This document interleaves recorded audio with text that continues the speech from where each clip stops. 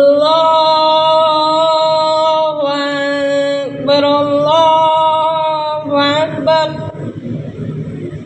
Allahu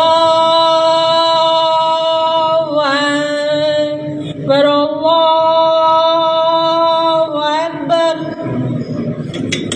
Asyhadu an la ilaha illallah.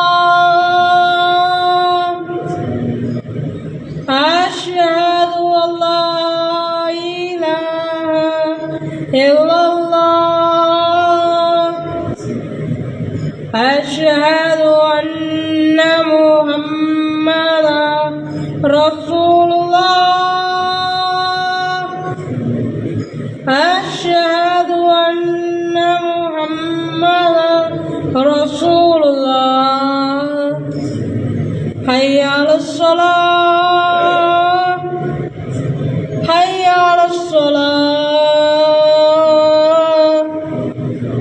حي على الفلاح حي على الفلاح. الله أكبر الله أكبر لا إله إلا الله.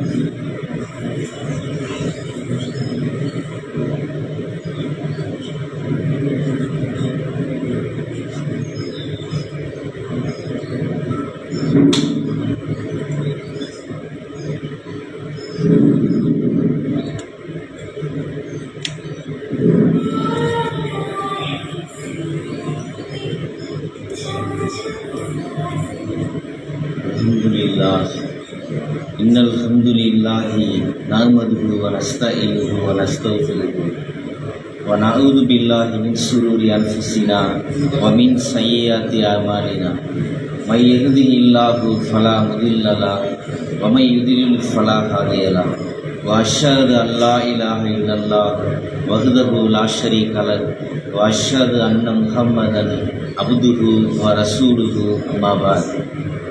Ya ayyuhan nasu ittaqu rabbakumul ladzi khalaqakum min nafsin wahidah wa khalaqa minha zawjaha wa basta minhuma rijalan katsiran wa nisaa wattaqullaha alladzi tasaaluna bihi wal arham innallaha kana 'alaykum raqiba. Ya ayyuhalladzina amanu ittaqullaha haqqa tuqatih wa la tamutunna illa wa antum muslimun. Ya ayyuhalladzina amanu ittaqullaha wa qulu qawlan sadida yuslih lakum a'malakum yaghfir lakum wa dhunubakum wa may yuti'illaha wa rasulahu faqad faza fawzan alima.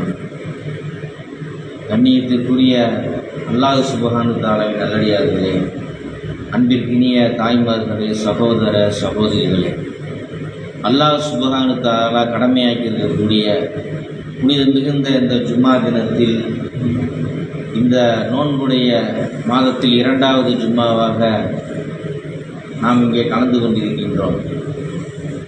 இந்த புனித கடமை நிறைவேற்றுவதற்காக வந்திருக்கக்கூடிய உங்கள் மீதும் என் மீதும் உலகத்தில் வாழக்கூடிய அனைத்து முஸ்லீம்கள் மூமின்கள் மீதும் அல்லாஹ்வுடைய சாந்தியும் சமாதானமும் கருணையும் கிருபையும் என்றென்றும் நின்று நிலவட்டுமாக என்ற பிரார்த்தனையோடு சுவனத்தில் நபிகளாருடன் என்ற ஒரு தலைப்பு ஜும்மாவுடைய பிரசங்கமாக தேர்வு செய்யப்பட்டிருக்கின்றது. கண்ணியத்திற்குரிய அல்லாஹ்வுடைய நல்லடியார்களே, அல்லாஹ் சுப்ஹானஹு வ தஆலா நமக்கு வழங்கிய இந்த இஸ்லாமிய மார்க்கம் என்பது பல மக்களுக்கு இந்த ஹிதாயத் என்ற நேர்வழி கிடைக்காமல் இருக்கிறார்கள். அல்லாஹ் தஆலா நம்மை பொருந்தி கொண்டு நம் மீது இரக்கம் காட்டி இஸ்லாம் என்ற அந்த தூய்மையான கொள்கையை நமக்கு கொடுத்து நம்மை கண்ணியப்படுத்தி இருக்கின்றார். அப்படிப்பட்ட அல்லாஹ்வை அதிகமாக புகழக்கூடியவர்களாக நாம் இருக்க வேண்டும். அல்லாஹ்வுடைய தூதரோடு வாழ்ந்த உத்தம சஹாபாக்கள், இந்த மார்க்கத்திற்காக பல தியாகங்களை செய்திருக்கிறார்கள். அவர்களுடைய இரத்தம் மக்காவில் மதீனாவில் ஓட்டப்பட்டிருக்கிறது. அவர்கள் அதிகமான பொருளாதாரங்களையும் உயிர்களையும் பல பிரச்சனைகளையும் சிரமங்களையும் சந்தித்து இந்த தீனுல் இஸ்லாத்தை வளர்த்தார்கள். அப்படிப்பட்ட அந்த சத்திய சஹாபாக்களுடைய வாழ்க்கை என்பது ஒவ்வொரு மூமின்களுடைய வாழ்விலும் அவர்களுடைய வாழ்க்கை வரலாறை படிக்கும் பொழுது அவர்களைப் போல நாமும் பின்பற்றி வாழ வேண்டும் என்று நினைக்கும் பொழுது நம்முடைய ஈமான் நிச்சயமாக மெருகேறும் என்பதில் எந்தவித சந்தேகமும் இல்லை. ஏனென்றால் அல்லாஹ்வுடைய தூதர் நபிகள் நாயகம் ஸல்லல்லாஹு அலைஹி வஸல்லம் அவர்கள் உத்தம சஹாபாக்களை, சஹாபிய பெண்மணிகளை உடம்போட்ட தங்கம் போல அவர்களை வார்த்தெடுத்தார்கள். அல்லாஹ் தஆலா கூட தன்னுடைய திருமறையில் அவர்களை பற்றி புகழ்ந்து கூறுகின்றான். வஸ்ஸாபிகூனல் அவ்வலூன மினல் முஹாஜிரின வல் அன்சார் வல்லதீன தபஹுஹும் பில் இன்சான் ரலியல்லாஹு அன்ஹும் வரலு அன்ஹு வா அத்தலஹும் ஜன்னாத்தின் தகுதிகள் அன்ஹாரு ஹாலிதீன ஃபீஹா அபதா தாலிக ஃபௌசுல் அலீம். அன்சாரிகளிலும் முஹாஜிர்களிலும் அவர்களை அப்படியே பின்தொடர்ந்தார்களே அந்த நல்லடியார்களையும் அல்லாஹ் தஆலா பொருந்தி கொண்டான். அவர்கள் செய்யக்கூடிய அந்த நல்லறங்களை அல்லாஹ் தஆலா ஏற்றுக்கொண்டான். அவர்களுக்கு ரலியல்லாஹு அன்ஹும் வரலு அன்ஹு, அவர்களும் அல்லாஹ்வை பொருந்தி கொண்டார்கள், அல்லாஹ்வும் அவர்களை பொருந்தி கொண்டான். அவர்கள் என்ன கூலி தெரியுமா? ஆறுகள் ஓடக்கூடிய அந்த சோனத்து பூஞ்சோலை தான் அவர்களுடைய நற்கூலி. இதுதான் மகத்தான வெற்றி என்று அல்லாஹ் சுப்ஹானஹு தஆலா தன்னுடைய திருமறையில் 9வது அத்தியாயத்தில் பேசி காட்டுகிறான். அப்போ உத்தம சஹாபாக்கள் இந்த மார்க்கத்திற்காக பல தியாகங்களை செய்தார்கள். நபிகள் நாயகம் ஸல்லல்லாஹு அலைஹி வஸல்லம் கட்டளைகளுக்கு முழுமையாக கட்டுப்பட்டார்கள். அப்படிப்பட்ட கட்டுப்பாடு நம்முடைய வாழ்க்கையில் வந்தால் நாமும் நிச்சயமாக மறுமையில் வெற்றி பெறலாம் என்பதை இந்த இறைவசனம் நமக்கு சொல்லி காட்டுகிறது. அல்லாஹ் தஆலா தன்னுடைய திருமறையில் சொல்லி காட்டுகின்றான். லக்கது கான ஃபீ கஸஸிஹிம் இப்ரத்தில் உலில் அல்பாப், முன் வாழ்ந்த சமுதாயத்தாரிடம் உங்களுக்கு படிப்பினை இருக்கிறது. அவர்கள் வரலாறு மூலமாக உங்களுக்கு சிறந்த நன்மாராயம் இருக்கிறது என்று அல்லாஹ் தஆலா சொல்லி காட்டுகிறான். அப்போ வரலாறு என்பது நாம் கேட்டு ரசிப்பதற்காகவோ, நாம் உணர்ச்சி வசப்படுவதற்காகவோ அல்லது அழுது விட்டு போவதற்காகவோ கிடையாது. அதன் மூலமாக நம்முடைய வாழ்க்கையில் பல மாற்றங்கள் ஏற்பட வேண்டும். இந்த மார்க்கத்திற்காக நாம் தியாகம் செய்ய வேண்டும். இந்த மார்க்கத்தை உயிர் மூச்சாக நாம் பின்பற்ற வேண்டும் என்பதை அல்லாஹ் தஆலா பல வரலாறுகளை கொண்டு நமக்கு சொல்லி காட்டுகின்றான். நபிகள் நாயகம் ஸல்லல்லாஹு அலைஹி வஸல்லம் சொல்லி காட்டுகிறார்கள். மாமின் நபியின் பஅஸஹுல்லாஹு உம்மத்தின் கப்லி இல்லா கானமின் உம்மத்தி ஹவாரியூன்.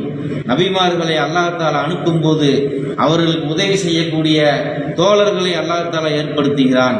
ஒவ்வொரு நபிமார்கள் வரும்பொழுதும் அவங்க கூட அந்த நபிமார்களுக்கு உதவி செய்யக்கூடிய தோழர்களை அல்லாஹ் தஆலா ஏற்படுத்தியிருக்கிறான். மூசா நபிக்கு அவருடைய கூட்டத்தாரர்கள் சில பேர் தோழர்களாக இருந்தார்கள். இப்ராஹிம் அலைஹிஸ்ஸலாத்து வஸ்ஸலாம் அவர்களுக்கு அவருடைய தோழர்கள் அல்லாஹ் தஆலா முன்மாதிரி என்று சொல்லி காட்டுகின்றான். அது மாதிரி முஹம்மது நபி ஸல்லல்லாஹு அலைஹி வஸல்லம் அவர்களுக்கு உத்தம சஹாபாக்களை, சஹாபிய பெண்மணிகளை அவர்களுக்கு உதவக்கூடியவர்களாக நாம் ஏற்படுத்தினோம்.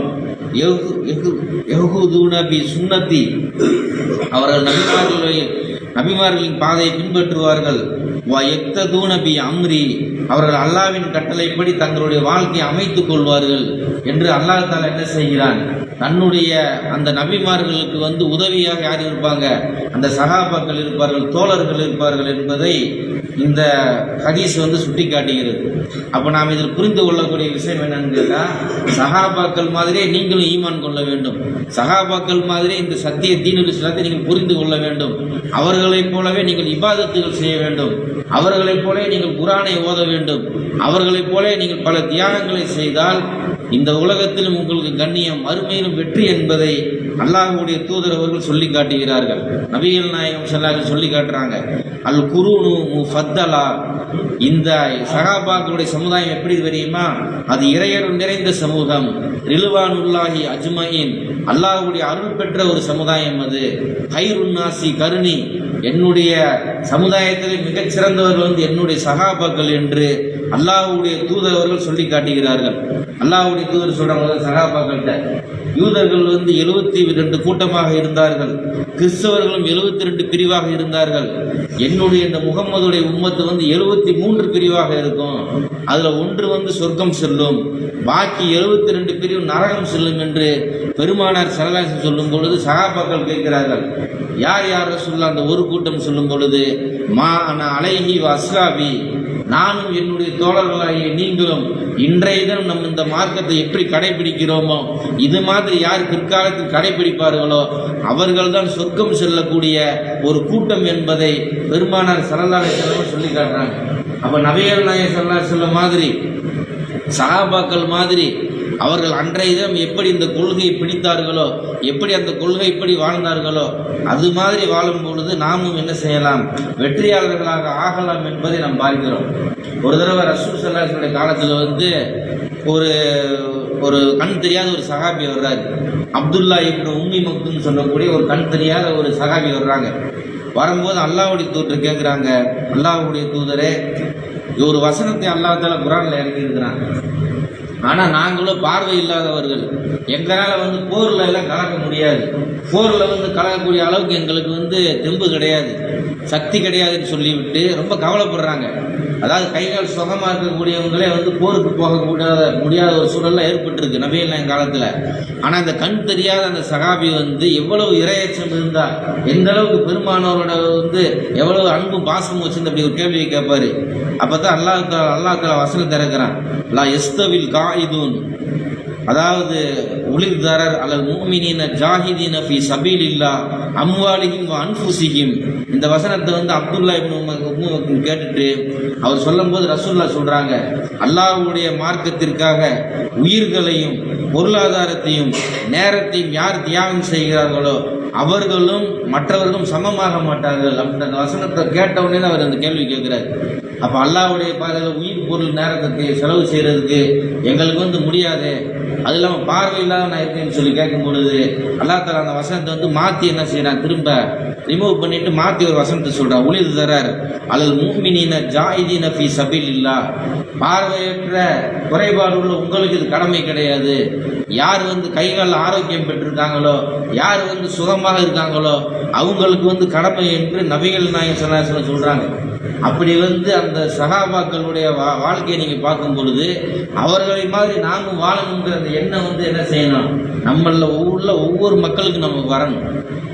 ஒரு தடவை நபிகள் நாயகம் ஸல்லல்லாஹு அலைஹி வஸல்லம் அவர்கள் வீதியில் நடந்து போய்கிட்டு இருக்கிறாங்க.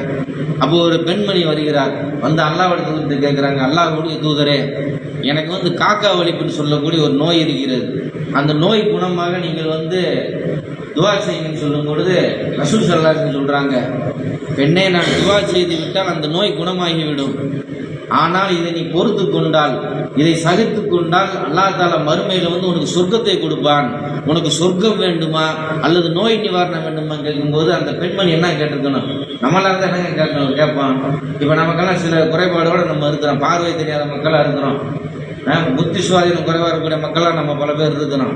அப்போ நமக்கு அப்படி ஒரு ஆப்ஷனை ரசூலுல்லாஹ் கொடுத்தா நம்ம என்ன செய்வோம், உடனே எங்களுக்கு கண்ணு வேணும், எங்களுக்கு பார்வை வேண்டும், எங்களுக்கு புத்தி சுவாதீனம் சரியானு நம்ம கேட்போம். ஆனால் அந்த பெண்மணி என்ன சொன்னாங்க தெரியுமா, இந்த சோதனை நான் சகித்துக் கொள்கிறேன், எனக்கு சொர்க்கம் தான் யார் ரசூலுல்லாஹ் வேணும், சொர்க்கம் தான் எனக்கு வேண்டும், அல்லாஹ்விற்காக இந்த நோயை நான் பொறுத்துக் கொள்கிறேன் என்று அந்த பெண்மணி சஹாபிய பெண்மணி சொல்கிறார்கள் என்று சொன்னால் அவர்களுடைய ஈமான், அவருடைய இறையச்சத்தை நாம் எல்லாம் பாடம் படிக்க வேண்டுமா இல்லையா, சிந்தித்து பாருங்கள்.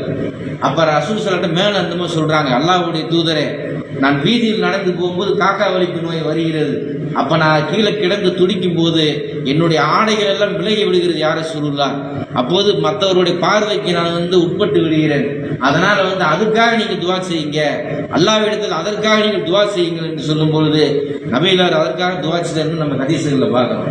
இன்னைக்கு உள்ள ஒவ்வொரு முஸ்லீம்களுக்கும் முஸ்லீம் அல்லாதவர்களுக்கும் எவ்வளவு வித சோதனைகளை அல்லாஹ் தஆலா தருகிறான். அந்த சோதனைகளை எதுக்கு, அல்லாஹ்விடத்தில் உங்களை நெருக்குவதற்காகத்தான். உங்களை துன்பப்படுத்துறது அல்லாஹ்வுக்கு எந்த தேவையும் கிடையாது. அல்லாஹ் தஆலா ஒரு அடியானுக்கு சோதனை நாடினால் அது நன்மைக்காகத்தான், சொர்க்கத்திற்காகத்தான் என்பதை விளங்கக்கூடிய விஷயமாகத்தான் இந்த ஹதீஸ்கள் இப்போ உங்களுக்கு சொல்லப்படுகிறது. அப்போ எந்த அளவுக்கு சஹாபிய பெண்மணி சஹாபாக்கள் ரொம்ப பொறுமை காக்குறாங்கன்னு பாருங்க. இன்னைக்கு பல பேருக்கு பாருங்க, பொருளாதாரம் இல்லை, எனக்கு வீடு வாசல் இல்லை, எனக்கு கையால் ஊனமாக இருக்கிறது, என்னுடைய வீட்டில் கணவர் இறந்து விட்டார் அல்லது பிள்ளைகள் மரணித்து விட்டார்கள் அப்படின்னு சொல்லி அல்லாஹ்வை திட்டக்கூடிய முஸ்லிம்களை பார்க்கிறோமா இல்லையா? அல்லாஹ்வை வசைப்பாடக்கூடியவர்கள் இருக்கிறார்களா இல்லையா? ஆனால் அந்த நேரத்தில் நீங்கள் சபுர் செய்யணும். இன்னல்லாஹ மக சாபிரின், அல்லாஹ் தாலா பொறுமையாளர்களோடு இருக்கிறான். பொறுமை அல்லாஹ்வின் புறத்திலிருந்து வருவது, கோபம் என்பது சைத்தான் புறத்திலிருந்து வருவது அப்படின்னு சொல்லி அல்லாஹ் தாலா தன்னுடைய திருமறையில் சொல்லி நபிகள் சொல்லி காட்டுறாங்க. அப்போ எந்த ஒரு சூழ்நிலையிலையும் ஒரு முஸ்லீம் யார் மாதிரி நம்ம இருக்கணும்? சஹாபைய பெண்மணி அவங்க கேட்டாங்களே, நான் இந்த நோயை பொறுத்துக்கிறேன் யார ரசூலுல்லாஹ், எனக்கு சொர்க்கம் தான் வேண்டும் யார சொன்னாங்களே, அது மாதிரி ஒரு நியத்தை வைக்கக்கூடியவர்களாக நீங்கள் இருக்க வேண்டும், நான் இருக்க வேண்டும்.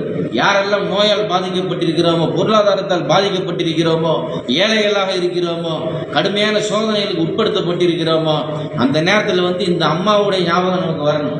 இந்த சஹாபை பெண்மணி மாதிரி நாம் உறுதியாக இருக்க வேண்டும், சொர்க்கம் தான் நமக்கு இலக்கு என்று அந்த தன்மையை வளர்க்கக்கூடிய மக்களாக நம்ம இருக்கணும். அதே மாதிரி அடுத்த ஒரு சஹாபியுடைய வரலாறு நீங்க பாருங்க.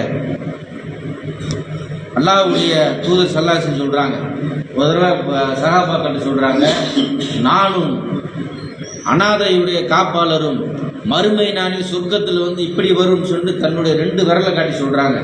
நானும் இந்த உலகத்தில் இருக்கக்கூடிய ஆதரவு இல்லாத மக்கள் இருக்கிறார்களே, தாய் தந்தை இல்லாமல் ஒதுக்கப்பட்ட மக்கள் இருக்கிறார்களே, அவர்களை பராமரிப்பவர்களும் மறுமை நாளில் இப்படி சொர்க்கத்தில் ஒன்றாக இருப்போம் என்று நபிகள் நாயகம் ஸல்லல்லாஹு அலைஹி வஸல்லம் சொல்லி காட்டுறாங்க. அப்போ இன்றைக்கு இந்த உலகத்தில் எவ்வளவோ மக்கள், எத்தனையோ இது மாதிரி ஆதரவற்ற இல்லங்கள் இருக்கிறது, எத்தனையோ மதரசாக்கள் இருக்கிறது, பெற்றோரை இழந்த பிள்ளைகள் இருக்கிறார்கள், பிள்ளைகள் துரத்தி விட்ட பெற்றோர்கள் இருக்கிறார்கள். இப்படி ஏராளமான மக்களுக்கு அல்லாஹ்வுடைய அந்த மன்னிப்பையும் அல்லாஹ்வுடைய அந்த இறை ஊப்பையும் பெற வேண்டும் என்பதற்காக எத்தனையோ மக்கள் இன்னைக்கு ஆதரவற்றோர் இல்லத்தை நடத்துகிறார்கள், மதரசாக்களை நடத்துகிறார்கள். அப்போ இவர்களெல்லாம் யார் என்ன மறுமையில கூலி? அல்லாஹ்வுடைய தூதரோடு சொர்க்கத்தில் ஒன்றாக வசிக்கக்கூடிய பெரிய பாக்கியம் கிடைக்குது என்று சொன்னால் எவ்வளவு பெரிய மகத்தான ஒரு கூலி இருக்குது. அப்போ உங்களையெல்லாம் பராமரிக்கக்கூடியவங்களுக்கு என்ன செய்யணும்?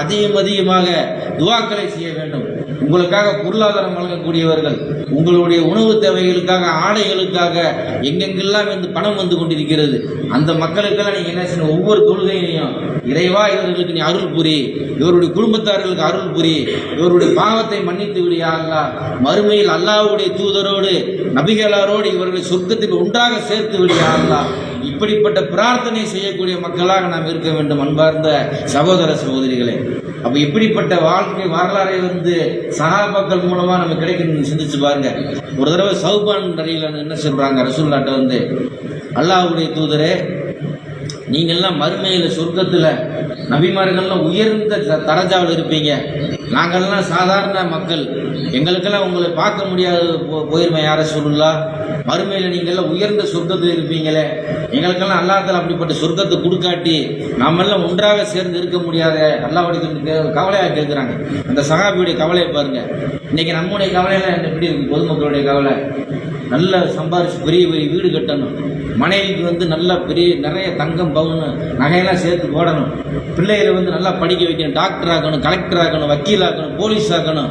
இப்படி பலவிதமான கவலைகளில் மனிதன் ஒரு மனநோயாளி மாதிரி ஆயிருக்கான். ஆனால் அந்த சஹாபாக்கள் எதை ஆசைப்பட்டிருக்காங்க? துனியாவை நேசிக்கலை, மறுமையை நேசிச்சிருக்காங்க.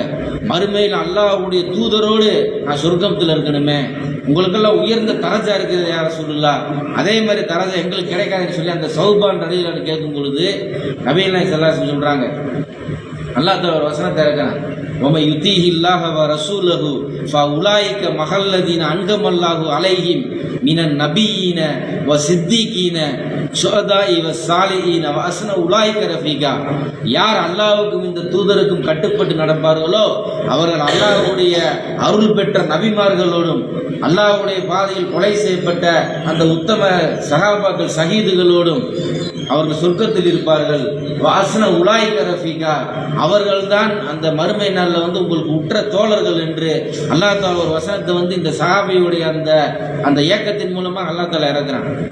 அப்போ எந்த அளவுக்கு ரசூலுல்லாஹ் அவர் மென்மேலும் சொல்கிறாங்க, நீங்கள் என்னோட சொர்க்கத்தில் இருக்க வேண்டும்னு சொன்னால் நீங்கள் அதிகமாக நீங்கள் அல்லாஹ்வுக்கு சுஜூது செய்யுங்க, அல்லாஹ்வுக்கு சுஜூது செஞ்சு எனக்கு நீங்கள் உதவுங்க.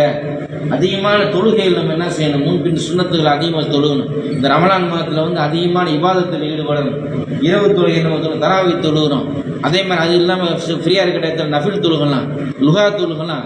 இப்படி ஏராளமான தொழுகைகள் மூலமாக நீங்கள் சுஜூது செஞ்சு எனக்கு நீங்கள் உதவி செய்யுங்க, அல்லாஹ்விடத்தில் வந்து நான் என்ன செய்வேன், பரிந்துரை செய்வேன் என்று பெருமானார் ஸல்லல்லாஹு அலைஹி வஸல்லம் வந்து சஹாபாக்களுக்கு இப்படி சொர்க்கத்துக்கு செல்லக்கூடிய அனைத்து வழிகளையும் காட்டினார்கள். அப்போ அப்படிப்பட்ட பண்புகளை நம்ம என்ன செய்யணும், பின்பற்றக்கூடிய நல்ல நன்மக்களாக நம்ம இருக்கணும். அதே போல் பார்த்தீங்க சொன்னால் சஹாபாக்கள் வரலாறுல வந்து ஏராளமான வரலாறு இருக்குது. பெண்கள் வந்து எவ்வளவு இந்த மார்க்கத்துக்காக தியாகம் செஞ்சாங்கன்னு சொல்லி பார்க்கும் பொழுது இப்போ சொன்னதெல்லாம் வந்து ஆண்கள் சம்பந்தமான சில சஹாபியோட வரலாறு.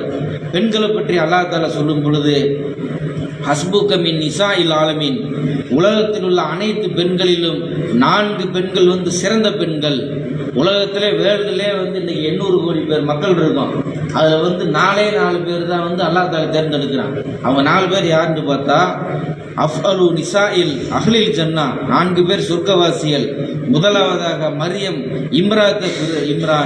இம்ரானுடைய மகள் மரியம் அலைஹிஸ்ஸலாத்து வஸ்ஸலாம், ஈசா நபியுடைய தாயாரி. இரண்டாவதாக சொல்கிறாங்க கதீஜா பின் குவைலித் சொல்லக்கூடியவருடைய மகள் வந்து கதீஜா ரலியல்லாஹு அன்ஹா அவர்கள். ஃபாத்திமத்து இப்னத் முகமது நபி ஸல்லல்லாஹு அலைஹி வஸல்லம் மகளாக இருக்கக்கூடிய ஃபாத்திமா ரலியல்லாஹு அன்ஹா அவர்கள். ஆசியா இம்ரத் ஃபிரௌனுடைய மனைவி ஆசியா அலைஹிஸ்ஸலாத்து வஸ்ஸலாம் என்று 4 பேரை வந்து நபிகள் நாயகம் சொல்லி காட்டுறாங்க. அதில் ஒரு பெண்மணி தான் யார், கதீஜா ரலியல்லாஹு அன்ஹா அவர்கள். ஒரு தடவை ஜிப்ரீல் அலைஹிஸ்ஸலாம் வர்றாங்க, அல்லாஹ்வுடைய தூதர்கிட்ட வந்து சொல்கிறாங்க, முகம்மதே உங்கள் கூட வாழக்கூடிய அந்த கதீஜாவிற்கு அல்லாஹ் தஆலா வந்து சலாம் சொன்னான் என்று முதல்ல ஒரு செய்தியை சொல்கிறாங்க. சொல்லிட்டு அடுத்ததாக ரசூல் ஸல்லல்லாஹு அலைஹி வஸல்லம் சொல்கிறாங்க, உங்களோடு வாழ்ந்து கொண்டிருக்கக்கூடிய கதீஜாவிற்கு சொர்க்கத்தில் வந்து முத்தாலான ஒரு மாளிகை இருக்கிறது அப்படிங்கிற ஒரு நற்செய்தியை வந்து ஜிப்ரீல் அலைஹிஸ்ஸலாம் வந்து பெருமானார் ஸல்லல்லாஹு அலைஹி வஸல்லம் சொல்லிட்டு போகிறாங்க. அப்போ எப்படிப்பட்ட சிறப்பை வந்து சஹாபிய பெண்மணிகள் பெற்றிருக்காங்க. இதில் வந்து இஸ்லாமிய பெண்களுக்கு படிப்பினை இருக்கா இல்லையா? இன்னைக்கு பெண்கள் வந்து மார்க்க ஒழுக்கத்தோட இஸ்லாமிய அந்த வரைவணக்கத்துக்கு கீழே நபிகளாருக்கு கட்டுப்பட்டு அல்லாஹ்வுடைய வசனங்களுக்கு கட்டுப்பட்டு ஒரு சாலிகான பெண்களாக வாழும் பொழுது அவங்களுக்கு இது மாதிரி நற்பாக்கியம் வந்து மறுமையில் கிடைக்கும். கதீஜா ரலியல்லாஹு வந்து ரசூலுல்லாஹ் மேல ரொம்ப அன்பு பாசமாக இருந்தாங்க, மிகுந்த கட்டுப்பட்ட பெண்ணாக அவங்க வாழ்ந்தாங்க. பிள்ளைகளை வந்து நல்ல சரியான ஒழுக்கமுள்ள ஒரு தீன்தாரி பெண்களாக வளர்த்தார்கள், ஏராளமான தியாகங்களை செய்தார்கள். அதனால தான் அல்லாஹ் தஆலா என்ன செய்யறான், உங்களுடன் வாழக்கூடிய உங்களுடைய மனைவி கதீஜாவிற்கு மறுமையில் வந்து முத்தாலான ஒரு மாளிகை சொர்க்கத்தில் இருக்குது, அவங்க நான் சலாம் சொன்னேன் என்று கூட அல்லாஹ் தஆலா சொல்றான்டா. எவ்வளவு ஒரு சிறப்பு மிக்க பெண்கள் பாருங்க. அதே மாதிரி ஃபாத்திமா பின்த் முகமது நபியுடைய மக ஃபாத்திமா ரலியல்லாஹு அன்ஹா அவர்கள், அவங்க வந்து சுன்னத்து பெண்களுக்கே தலைவி என்ற அந்தஸ்தை வந்து பெருமானார் ஸல்லல்லாஹு அலைஹி வஸல்லம் சொல்றாங்கன்னு சொன்னால் எந்த அளவுக்கு இஸ்லாத்தை வந்து தன்னுடைய உயிர் மூச்சாக அவங்க பின்பற்றிருக்காங்க பாருங்க. அப்போ இதில் நமக்கு படிப்பினை இல்லையா? நமக்கு ரோல் மாடல் யாரு? நபிகள் நாயகம் ஸல்லல்லாஹு அலைஹி வஸல்லம் அவங்க. அல்லாஹ்வுடைய தூதரிடம் வந்து உங்களுக்கு அழகிய முன்மாதிரி இருக்கிறது என்று அல்லாஹ் தஆலா திருமறையில் சொல்லி காட்டுறான். அதே மாதிரி இப்ராஹிம் நபி பற்றி சொல்லும் பொழுது இப்ராஹிம் நபியிடம் வந்து முகம்மதே உனக்கு முன்மாதிரி இருக்கிறது, அவர் வந்து என்னுடைய நண்பராக உற்ற தோழராக நான் ஆக்கிக் கொண்டேன், அவருடன் இருக்கக்கூடிய தோழர்களிடத்தில் வந்து உங்களுக்கு மிகுந்த முன்மாதிரி இருக்குது என்று அல்லாஹ் தஆலா சொல்கிறான்.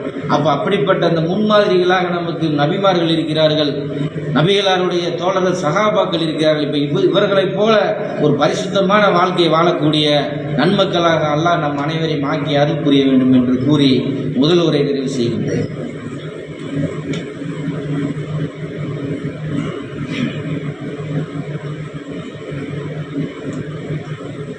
கண்ணியமிக்க அல்லாஹ்வுடைய நல்லடியார்களே, புனித மிகுந்த ரமலானுடைய மாதத்தில் நாம் அமர்ந்திருக்கிறோம். இந்த ரமலானுடைய சிறப்பை பற்றி நபிகள் நாயகம் ஸல்லல்லாஹு அலைஹி வஸல்லம் சொல்லும் பொழுது, மன் சாம ரமலானன் ஈமானன் இஹ்திசாஃபன், யார் இந்த ரமலானுடைய மாதத்தில் நோன்பு நோக்கிறார்களோ அவர்களுடைய முன் சென்ற பாவங்கள் மன்னிக்கப்படுகிறது என்று அல்லாஹ்விடத்தில் சொல்கிறாங்க. இன்னொரு இடத்துல அல்லாஹ்வுடைய தூதர் சொல்லும் பொழுது, மன் சாம ஈமானன் ரமலானன் வஹ்திசாஃபன், யார் வந்து ரமலானுடைய இரவில் வந்து நின்று வணங்குகிறார்களோ அவருடைய முன் சென்ற அனைத்து பாவங்களும் மன்னிக்கப்படுகிறது என்று அல்லாஹ் 2 நற்செய்தி சொல்கிறாங்க. அதே மாதிரி வேற ஒரு செய்தியில் சொல்லும் பொழுது 3வது 10 வந்து இன்ஷால்லா அடுத்த வாரத்தில் நம்ம வந்து அடைய இருக்கிறோம். அதே ரசூலுல்லாஹ் சொல்கிறாங்க, மன் சாம ரமலானன் ஃபி லைலத்துல் கதிர் குஃபிர் லஹு மாத கத்தமின் தம்பி. யார் வந்து அந்த ரமலானுடைய மாதத்தில் லைலத்துல் கதிரை இரவில் வந்து நின்று வணங்குறாங்களோ, அந்த லைலத்துல் கதிர் என்ற புனிதமான இரவில் நின்று வணங்குறாங்களோ, அவங்களுடைய முன் சென்ற அனைத்து பாவங்களும் மன்னிக்கப்படுகிறது. இப்படி ஏராளமான செய்தியை சொல்கிறாங்க. மன் சாம யௌமன் ஃபி சபீலில்லாஹ், யார் அல்லாஹ்வுடைய பாதையில் ஒரு நாள் நோன்பு நோக்கிறார்களோ, பக்கதல்லாஹு வஜ்ஹஹு அனின்னார், அவருடைய முகத்தை அல்லாஹ் தாலா வந்து 70 ஆண்டுகள் தொலைதூரத்தில் உள்ள அந்த நரக நெருப்பிலிருந்து அல்லாஹ் தாலா அப்புறப்படுத்துகிறான். ஒரு நோன்பு நீங்கள் அல்லாஹ் தான் நோக்குறீங்கன்னு சொன்னால் உங்களுடைய முகத்தை வந்து நரக நெருப்பை விட்டு 70 ஆண்டுகள் தூரம் அல்லாஹ் தாலா செய்கிறான், அப்புறப்படுத்தி வைக்கிறான். அப்போ நோன்புக்கு எவ்வளோ சிறப்பு இருக்குன்னு பாருங்க. இப்போ இப்படிப்பட்ட சிறப்புகளை தாங்கின மாதம் தான் இந்த ரமலானுடைய மாதம். இந்த ரமலானுடைய மாதத்தை வந்து இன்றைக்கு எவ்வளவு மக்கள் வீணாக்கி கொண்டிருக்கிறார்கள். மற்ற மாதங்கள்லேயும் வந்து 5 நேர தொழுகைகள் கிடையாது, ஜும்மா கூட இல்லாத மக்கள்லாம் நம்முடைய சமுதாயத்தில் வந்து இருந்து கொண்டிருக்கிறார்கள். அப்போ அவங்களுக்கெல்லாம் நம்ம என்ன செய்யணும்? இறைவா, யாரெல்லாம் உன்னை வணங்காமல் இருக்கிறாங்களோ, யாரெல்லாம் இந்த ரமலானுடைய மாதத்தை அடைந்து நோன்பு நோக்காமல் இருக்கிறாங்களோ, அதே ரசூலுல்லாஹ் சொல்கிறாங்க, ஒருவன் வந்து ரமலான் மாதத்தை அடைந்து அந்த ரமலான் மாதத்தின் நன்மைகள் செய்யாமல் அந்த மாதத்தை அவன் கடந்து விட்டால் அவனுடைய மூக்கு மண்ணை கவட்டும், அவன் வந்து நாசமடையட்டும் என்று கூட ரசூலுல்லாஹ் வந்து கடுமையான வார்த்தையில கூட சொல்லியிருக்கிறார்கள். அப்போ யாரெல்லாம் நோன்பு நோக்காமல் இருக்கிறாங்களோ, யாரெல்லாம் தொழுகாமல் இருக்கிறார்களோ, யாரெல்லாம் பேரளவில் இஸ்லாமியர்களாக நாம் இருக்கிறோமோ, நம்மளாம் அல்லாஹ்வை நம்ம அஞ்சிக்கிறோம். அல்லாஹ் தஆலா அதிகமாக குர்ஆனில் சொல்கிறான், வத்தக்குல்லா, அல்லாஹ்வை நீங்கள் அஞ்சிக் கொள்ளுங்கள், இத்தகில்லா, அல்லாஹ்வை நீங்கள் அஞ்சிக் கொள்ளுங்கள். இப்போ முதல்ல இந்த ஜும்மா உரையில் வந்து நம்ம 3 வசனத்தை சொன்னோம். அதில் அல்லாஹ் தஆலா என்ன சொல்கிறான்? ஐயுவல்லதீன் ஆமனு, ஈமான் கொண்டவர்களை, வத்தக்குல்லா, அல்லாஹ்வை அஞ்சிக் கொள்ளுங்கள், ஹக்க துகாத்திஹி வலா தம்முத்துன்ன இல்லாவான்து முஸ்லிமோன், நீங்கள் அல்லாஹ்வை அஞ்ச வேண்டிய முறையில் அஞ்சுங்கள், நீங்கள் முஸ்லீம்களாகவே தவிர நீங்கள் மரணித்து விட வேண்டாம். அதேமாதிரி அல்லாஹ்வை நீங்கள் அஞ்சிக் கொள்ளுங்கள், கூலு கவுலன் சதீதா, நீங்கள் நேர்மையான சொல்லையே சொல்லுங்கள், உங்களுடைய பேச்சை நீங்கள் அழகுபடுத்துங்கள், நல்ல முறையை நீங்கள் பேசுங்கள், பொய் பேசாதீர்கள், புறம் பேசாதீர்கள், அவதூறு பேசாதீர்கள், அடுத்தவர்களை கோல் மூட்டி சண்டை இழுத்து விடாதீர்கள். இப்படி ஏராளமான அந்த உபதேசத்தை அடங்கியது தான் இந்த ஜும்மாவுடைய உரையில் வந்து ரசூலுல்லாஹ் வந்து அதிகமாக சொல்லியிருக்கிறாங்க. அப்போ இந்த ஜும்மா உரையில் வந்து நம்ம கலந்துருக்கிற நன்மை என்னது? அல்லாஹ் தாலா அடுத்த வார ஜும்மா வரைக்கும் உள்ள இடைப்பட்ட பாவத்தை வந்து அல்லாஹ் தாலா நமக்கு மன்னிக்கிறான். இப்படி ஏராளமான சிறப்புகள் உள்ள மார்க்கம் தான் நம்முடைய இஸ்லாமிய மார்க்கம். அப்போ யாரெல்லாம் வந்து இபாதத்தில் குறைவாக இருக்கிறோமோ, யாரெல்லாம் அல்லாஹ்வுடைய அச்சம் இல்லாமல் நம்ம இருக்கிறோமோ, நபிகளார் மீது நம்ம வந்து நேசம் இல்லாமல் நம்ம இருந்தால் நம்முடைய வாழ்க்கை வந்து பாழாயிரும், மறுமை வாழ்க்கை வந்து ஒரு கேள்விக்குறியாகிவிடும். ஆனால் அல்லாஹ்வுடைய தூதர் மீது அதிகமாக நேசம் வைக்கக்கூடியவர் நம்ம இருக்கணும். அந்த நேசத்தை வெளிப்படுத்தக்கூடிய ஒரு விஷயம் எது தெரியுமா? இந்த ஜும்மா தினத்தில் வந்து அதிகமாக ஸலவாத்துகள் ஓதணும். அல்லாஹும்ம ஸல்லி அலா முஹம்மதின் வ அலா அலி முஹம்மதின் கமா ஸல்லைத அலா இப்ராஹீம வ அலா அலி இப்ராஹீம இன்னக ஹமீதும் மஜீத். இந்த ஸலவாத்தை வந்து யார் ஒரு முறை ஓதுவாரோ அவருக்கு அல்லாஹ் தஆலா வந்து 10 முறை அருள் புரிகிறான். அல்லாஹ்வுடைய அருள் வந்து 10 முறை வருதான். அதே மாதிரி 10 பாவங்களை மன்னிக்கின்றான், 10 அந்தஸ்தை உயர்த்துகிறான் என்று நபிகள் நாயகம் சொல்லி காட்டுறாங்க. அந்த ஸலவாத்தை வந்து யார் ஓதுறாரோ அந்த ஸலவாத்தை ஒரு பிரத்யேகமான மலக்கு என்ன செய்வார்? நபிகளார் இருக்கக்கூடிய அந்த ரவுலா ஷரீஃபை கொண்டு போய் சேர்ப்பாங்க. இந்த இடத்துல கோடேந்திரபுரத்தில் இந்த பள்ளியில் உட்காந்து இந்த அடியார் ஓதினார், இந்த மனிதர் ஓதினார்னு சொல்லி நபிகள் நாயகத்துக்கு எடுத்து காட்டப்படும் என்று நபிகள் நாயகம் சொன்ன வந்து ரொம்ப சிறப்பான ஒரு அமலாக சொல்கிறாங்க. அதனால் இந்த சும்மா நாள் நம்ம வீணாக்காமல் என்ன செய்யணும்?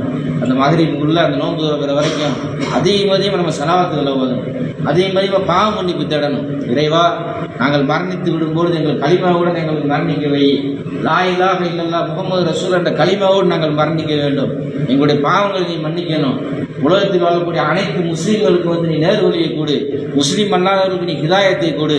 அப்படிப்பட்ட துவாவை வந்து நீங்கள் அதிகமாக செய்யுங்க. ஏன்னா உங்களுடைய துவாக்களுக்கு வந்து அதிகமாக அல்லாஹ் தஆலா என்ன செய்வான்? செவி கொடுப்பான் என்பதை கூறிக்கொண்டு இந்த ஜும்மா உரை நிறைவு செய்கின்றேன். வாஹிர் தாவானா அனில் ஹம்துலில்லாஹி ரப்பில் ஆலமீன். அஸ்ஸலாமு அலைக்கும் வரஹ்மத்துல்லாஹி வபரகாத்துஹு.